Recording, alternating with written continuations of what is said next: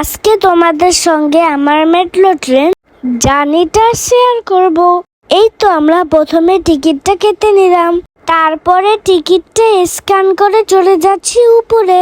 এখন মেট্রোর জন্য ওয়েট করছি। এই তো চলে এসেছে। এই সময়টাই কিন্তু খুব সাবধানে দূরে দাঁড়িয়ে থাকতে হয়। এই তো আমরা চলে এসেছি মেট্রোর ভিতরে। যদিও শীত ছিল, তাও আমার দাঁড়িয়ে থাকতে খুব ভালো লাগছিল, কারণ দাঁড়িয়ে দাঁড়িয়ে আমি বাইরের সুন্দর সুন্দর দৃশ্য দেখছিলাম।